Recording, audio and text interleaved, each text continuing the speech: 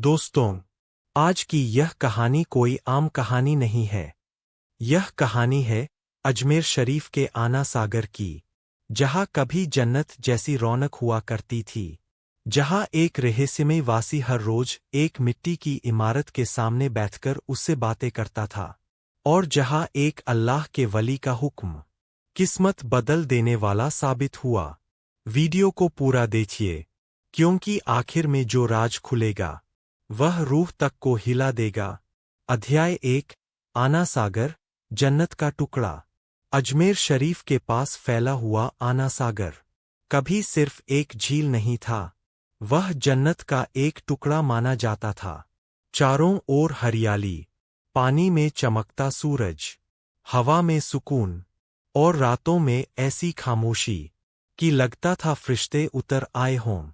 लोग कहते थे, जो दिल टूटा लेकर आना सागर आता है वह सुकून लेकर लौटता है। लेकिन इसी जन्नत के बीच एक अजीब शख्स रहता था। अध्याय 2।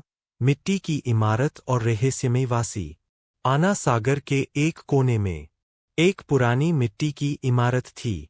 ना दरवाजा ठीक, ना छत पूरी, बस मिट्टी और खामोशी। हर रोज सुबह एक शख्स वहां आता, वुजू करता और उस इमारत के सामने बैठकर कहता, जाग जाओ, मुझसे बात करो। लोग डरते थे, कुछ हंसते थे, कुछ कहते यह पागल है। लेकिन वह हर दिन आता, हर दिन उसी इमारत से बातें करता। अध्याय 3। लोगों का डर और अफवाहें। धीरे धीरे अफवाह फैलने लगी, यह आदमी जन्नत का वासी है, यह किसी भूत के साए में है, मिट्टी की इमारत में कोई रूह कैद है। बच्चों को वहां जाने से मना किया जाने लगा। रात को लोग उस रास्ते से नहीं गुजरते। लेकिन वह आदमी डरता नहीं था। वह कहता था, जो मिट्टी में छुपा है वह एक दिन बोलेगा। अध्याय 4। अल्लाह के वली का जुहूर। एक दिन आना सागर के किनारे एक नूरानी शख्स आकर बैठ गया। सफेद लिबास, चेहरे पर सुकून, आंखों में रहमत। लोग समझ गए, यह कोई आम इंसान नहीं, यह अल्लाह का वली है। वह चुपचाप सब देख रहा था, मिट्टी की इमारत और उससे बातें करता वह शख्स। अध्याय 5। जन्नत का वासी वली के पास गया। उस शख्स ने वली को देखा तो कांप गया।